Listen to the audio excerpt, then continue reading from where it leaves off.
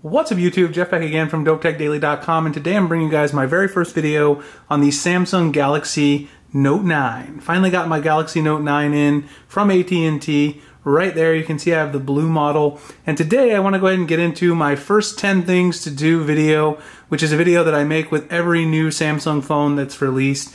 I think a lot of the beginners find it helpful. If you've been in Android for a while, it's probably not a video that's for you. But with that said, let's go ahead and get started. If you've watched these videos before, you know I do have a little Google Keep document with a text list if you want to revisit it. I'll also put this in the outline below.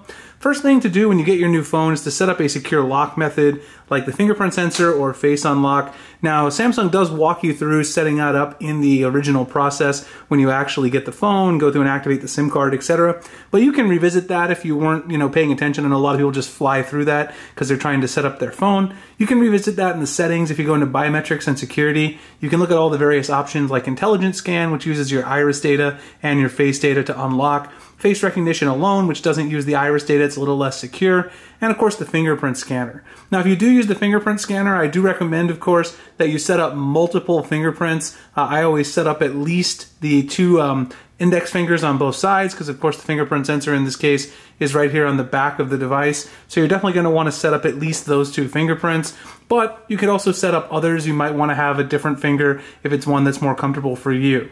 So those are things that you should do right away, because it's easy to put biometric security on your device, and it makes your device more secure, makes it so that people can't just easily get into your device.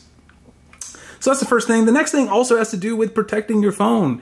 Now, I got the 512 gigabyte / 8 gigabytes of RAM model of the Galaxy Note 9, and I really love the phone, but I did pay $1,250 plus tax for this device. So I'm obviously going to want to protect it, and so I recommend that you get a good case. Now, I am using the Spec Design clear Presidio case. You guys can see it right here. It's a little shiny here under the studio lights, but you can see the beautiful blue color of my Galaxy Note 9 through the case itself, which is definitely what I like about this case. But there are some other problems, of course, with the clear case. You do see some scratching already. Spec does have a really other nice case, which they sent out to me. This is their Presidio grip, which I've used on all my phones. It's got a really grippy texture here. Doesn't make sure it doesn't slide around if you put it on a dash in a car or something. And then I'll also be reviewing all of the official Samsung cases. I've got the S-View flip cover, the LED wallet cover, as well as the rugged protective cover. So a lot of options for cases, and you guys know I always cover a bunch of those, so I'll have more of those coming up on the channel as we go with the Galaxy Note 9 coverage. The next thing is to disable carrier bloat if you got a carrier model of the device.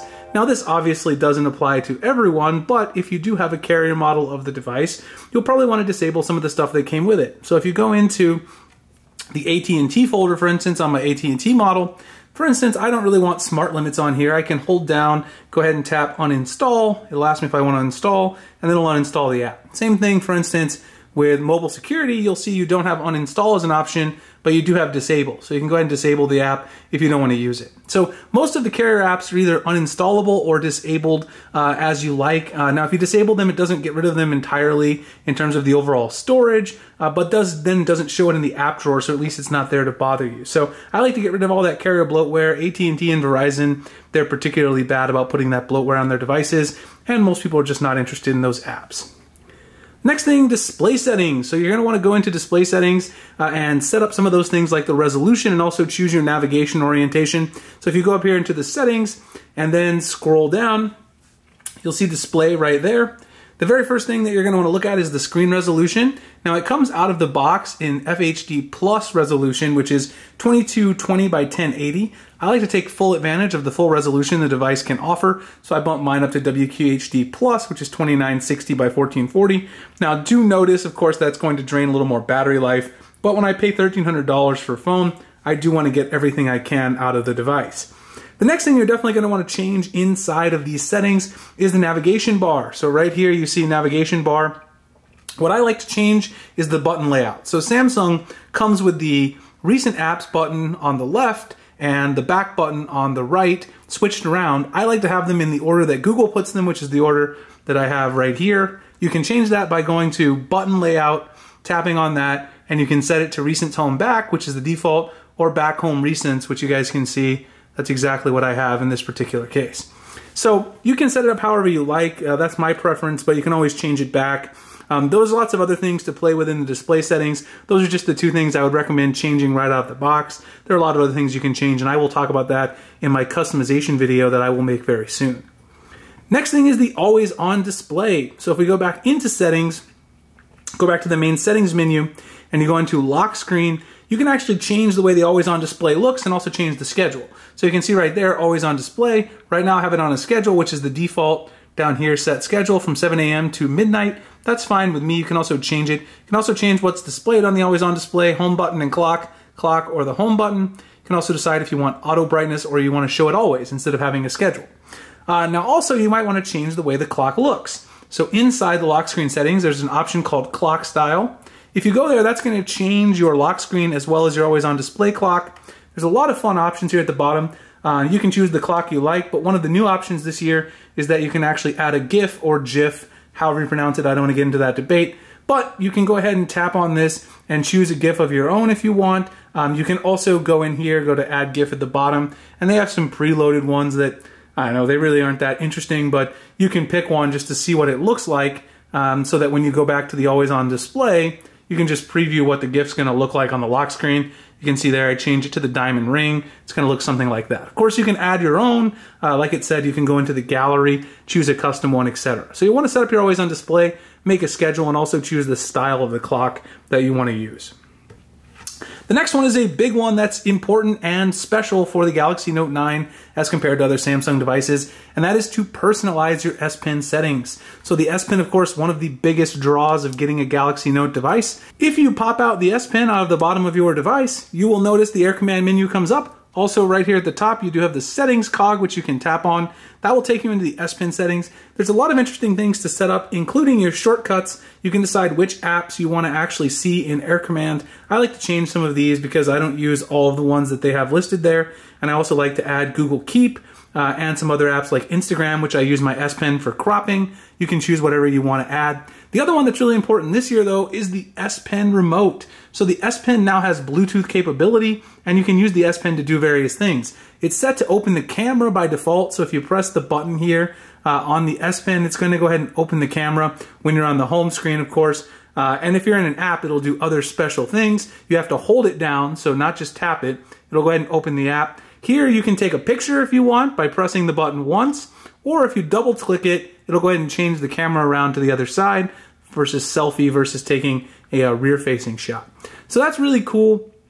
You can change what it does in a number of apps like the camera, gallery. You can even add custom apps. You can add the browser, Chrome, etc. It's a really nice new feature of the S Pen, and I'm glad to see Samsung iterating on it, even though this might not be the most revolutionary feature ever, but last year they entirely neglected the S Pen, and it's nice to see that this year they decided not to do that. So there are a couple other things inside the S Pen settings that I just want to mention. You can also turn AirView on or off when you pop out the S Pen. Choose what you want to do. You can also choose to sound an alarm when the S Pen is removed for a certain amount of time. That is a great thing so you don't lose your S Pen and have to buy another one. So a lot of really cool stuff with the S Pen this year. I'm glad to see Samsung decided to put some more time into that, because on the Galaxy Note 8, there wasn't really much for S Pen fans. The next thing is fingerprint sensor gestures. So if we go back into settings and go back to the main list of settings, you'll see in advanced features right here in the middle under advanced features, you will have the option to go in and change fingerprint sensor gestures. They're off by default, but if you tap on this, you can turn them on. What that will allow you to do is to swipe down on the fingerprint sensor, and it will bring your notification tray down, which is really nice, as you guys can see there. So it is nice to have that option. You can also open Samsung Pay if you want, if you have Samsung Pay enabled, which I'm going to talk about later as one of my other points. If you do that, it'll allow you to swipe up on the home screen and bring up your Samsung Pay card. So if you swipe up on the fingerprint sensor, it'll go ahead and bring up your default card. So it's a nice thing to set up. I really like fingerprint sensor gestures, especially on a device of this size. It's so big, it makes it convenient to navigate around. The next thing is to grab a custom Samsung theme / wallpaper from somewhere. So one way you can do that is by going into the Samsung theme store, which should be an icon on your phone. If it's not, you can just long press on the home screen, go to the bottom and tap on themes, and then we'll open up the theme store for you. There are a number of great themes to choose from. I particularly like this one called Material Black, which I've used for a while. If you guys have been noticing as I navigate around the settings, that's how I have this dark notification settings up here, and this is also how I have the all black and white settings in the main settings menu. So it is nice to have that theme. It definitely makes it easier on the eyes when you're navigating around. Also saves a little battery because of the AMOLED display. You can just go ahead here and hit apply. It'll change your settings. It'll also change your wallpaper, so you might have to change that back afterwards. There's a number of places that you can get a custom wallpaper from. There's a couple I really like inside of Samsung itself. One of those is Color Dust. These Color Dust themes I really like quite a bit. This is the one that I'm running at the moment, so if you search for Color Dust, you'll see right here, Color Dust wallpaper. I've shown this on many videos. It's definitely one of my favorites to run on the Samsung devices because the black just pops with the contrast of all those nice colors. You can see I'm running it here on my home screen as well as my lock screen. Now, if you're looking for some other places to get wallpapers, I also have a couple other recommendations. I use Backdrops all the time. They have daily wallpapers. If you subscribe, you can get some of their premium ones. It's really worth it, in my opinion, if you like to switch wallpapers quite a bit. Another app that I use quite a bit is Wally. It's another really popular wallpaper app that I haven't had a full chance to set up yet on my Note 9 as I just got it. But those are two recommendations if you don't want to get one directly from the Samsung theme store. The next thing is edge panels and edge lighting. So if you notice on your Galaxy Note 9, there's a little tab here on the side, a little white tab. If you swipe over, that will open up your edge panels. There's a lot of them to choose from. If you tap on the settings cog here in the bottom corner, you go down, you can choose the ones you want. Apps Edge, People Edge, Smart Select, and Clipboard Edge. I really like those on the Note because you can use them with the S Pen very effectively. Weather, Calendar, Sports, those are all the ones that I have enabled. You can see here if I swipe through, Clipboard, Weather, Calendar, Sports Scores, which is probably one of the most useful in my opinion because I follow a lot of sport teams.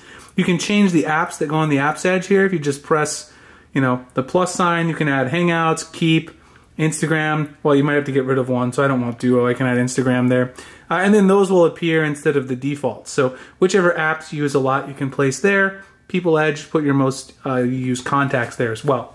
If you go into the settings here, and then at the top you tap the back arrow, you'll notice there's also an option to change edge lighting. So edge lighting is really cool. You can turn it on all the time, basically when you get a notification.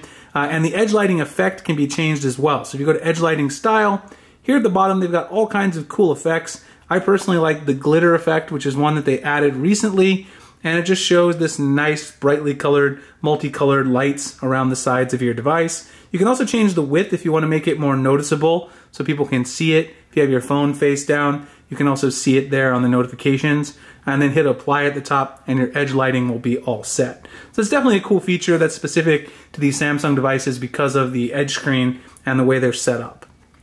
The final thing is to set up Samsung Pay. Samsung Pay is probably one of the best features of Samsung devices because you don't need NFC on the terminals to pay for things. You can use any terminal with a magnetic stripe reader. If you go into Samsung Pay, which is right here on my device, it'll take you to the home screen when it initially launches, and you have lots of things here you can do. You can add a card, which I recommend you try if you had an official card that's enabled. You can do that by tapping on Add Payment Card. You just take a photo of your card here, lay it on the table, take a photo, and it will add it automatically. You do have to do some verification with your bank, etc.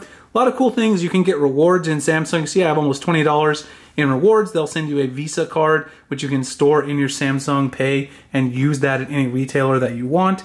Your reward points are there, etc. You can also get cash back at various retailers by using Samsung Pay instead of a regular credit card. So a really nice feature of the Galaxy phones. It's one of my favorite things to use, and I use it pretty much everywhere that I can. Once you've enabled a card here at the bottom, you'll see this little white stripe across the bottom. If you swipe up, that'll take you into your default card. This is one of those payment cards that I got for rewards. And then you can use whichever cards you want. You can swipe left or right to choose the card you want, and then tap to pay at any terminal. Alright guys, so those are my first 10 things to do with the Samsung Galaxy Note 9. Hope you guys enjoyed the video if you're a newcomer. I will be making a customization video, so if you want to learn how to customize your phone, use custom launchers, change the keyboard, icon packs, all that stuff, definitely stay tuned, hit subscribe, and I'll have that video up soon. Find me at dopetechdaily.com, Google+, Instagram, Twitter, the links in the description. Hope you guys enjoyed the video, and I'll see you guys in the next one. Thanks a lot for watching.